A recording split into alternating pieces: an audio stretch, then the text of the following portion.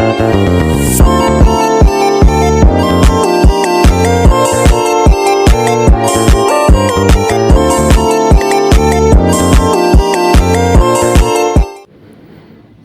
di sini saya akan menjelaskan salah satu tokoh dalam studi hadis di Indonesia. Beliau ini dikenal sebagai akademisi dan pakar ilmu hadis yang banyak berkontribusi dalam pengembangan kajian ilmu hadis, baik dari segi teori maupun metodologi kritik hadis. Jadi ada beberapa yang akan saya jelaskan. Yang pertama yaitu ada biografi Muhammad Syuhudi Ismail, dan yang kedua yaitu ada karya Muhammad Syuhudi Ismail, yang ketiga yaitu karyanya di bidang hadis, yang keempat yaitu guru-guru Muhammad Syuhudi Ismail, dan yang kelima yaitu kontribusi Muhammad Syuhudi Ismail.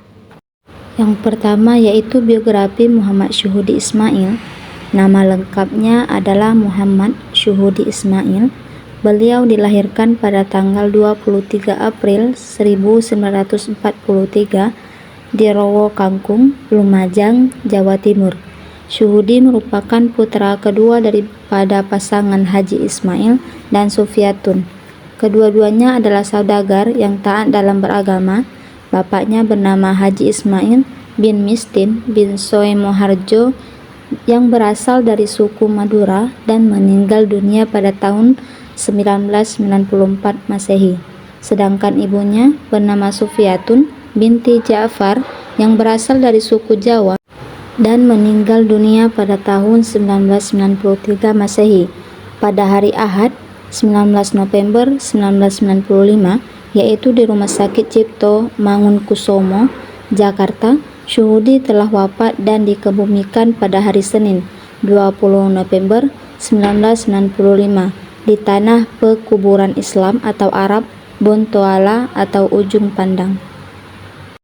Kemudian yang kedua yaitu karya-karya Muhammad Syuhudi Ismail di bidang fikih. Yang pertama, metode dakwah menurut sunnah Rasulullah. Yang kedua, beberapa teori kepemimpinan. Yang ketiga, mahasiswa yang bertanggung jawab. Yang keempat, kepemimpinan Nabi Muhammad SAW, Al-Maturidi, sejarah hidup dan pemikirannya. Yang kelima, kebahagiaan menurut Aristoteles dan Islam. Yang keenam, sebab-sebab orang Islam memasuki aliran kebatinan. Yang ketujuh, Syihab al-Din Suhrawardi Al-Maktul.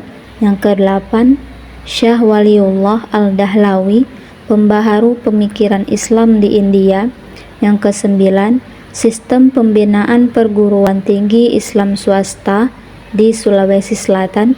Ke-10, sekitar aliran kebatinan di Indonesia. Ke-11, operasi plastik perbuatan dilaknat Nabi Muhammad SAW. 12, kasus eutanasia dalam pandangan Islam. 13, sewa rahim haram menurut hukum Islam. 14, agama dan etos kerja. 15, sumber daya manusia dalam pembangunan menurut perspektif Islam. 16, zakat al-fitri menurut petunjuk hadis Nabi. 17, organisasi penerima dan pengelola zakat. 18, mubalik dalam upaya peningkatan kualitas sumber daya manusia. 19, sekitar upaya pengentasan kaum miskin menurut petunjuk hadis Nabi. Yang kedua, karyanya di bidang falak. Ada yang pertama, sekitar hisab awal bulan. Yang kedua, penerapan arah kiblat pada bangunan masjid. Yang ketiga, pelaksanaan hisab dan ruqyah awal bulan. Yang keempat, gerhana matahari menurut hisab dan hadis Nabi. Yang kelima, menentukan arah kiblat dan waktu sholat. Yang keenam, hisab ruqyah awal bulan hijrah. Yang ketujuh, tabel kalender tahun 1500 Hijriah dan perbandingannya dengan tahun Masehi. Yang kedelapan, sekitar sumber perbedaan penetapan awal bulan untuk tahun Hijriah di kalangan para ahli hisab dan ahli. Kemudian yang ketiga, karya-karya Muhammad Syuhudi Ismail dalam bidang hadis. Yang pertama, Kaidah kesohihan sanad hadis. 2. Pengantar ilmu hadis. 3. Cara praktis mencari hadis. 4. Sunnah menurut para pembelanya dan upaya pelestarian sunnah oleh para pembelanya. 5. Metodologi penelitian hadis. 6. Hadis Nabi yang tekstual dan kontekstual. Telaah ma'ani al-hadis tentang ajaran Islam yang universal, temporal, dan lokal. 7. Hadis Nabi menurut pembela, pengingkar, dan pemalsunya. Kemudian yang keempat yaitu guru-guru Muhammad Syuhudi Ismail. Yang pertama, Haji Ismail, yaitu ayahnya sendiri. Yang kedua, Kiai Mansur. Yang ketiga, Dr. Majidi adalah salah satu tokoh Muhammadiyah terkenal di ujung pandang pada saat itu. 4. Harun Nasution adalah salah seorang alumni dari Barat yang menjadi gurunya selama pendidikan sarjana dan doktoral. 5. Muhammad Quraisy Shihab adalah alumni dari Timur Tengah dan guru besar tafsir di UIN Syarif Hidayatullah. 6. Said Agil Husin Al-Munawwar adalah alumni dari Timur Tengah dan mengajar Syuhudi Ismail saat kuliah. Kemudian yang kelima yaitu kontribusi Muhammad Syuhudi Ismail dalam kajian hadis di Nusantara.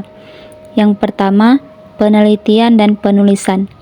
Beliau aktif melakukan penelitian tentang hadis, menulis artikel dan buku yang membahas metodologi hadis serta kritik terhadap hadis-hadis yang sering dijadikan rujukan. 2. Pendidikan.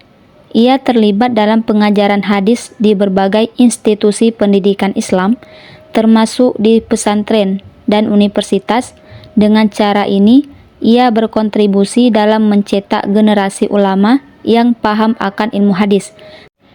3. Pengembangan metodologi. Beliau berupaya mengembangkan metodologi dalam studi hadis yang relevan dengan konteks masyarakat Indonesia, sehingga dapat diterima dan dipahami dengan baik oleh masyarakat lokal. 4. Penerbitan karya ilmiah. Karya-karya ilmiah yang dihasilkannya seringkali menjadi rujukan bagi peneliti dan akademisi lain dalam studi hadis, memberikan wawasan baru dan perspektif yang berharga.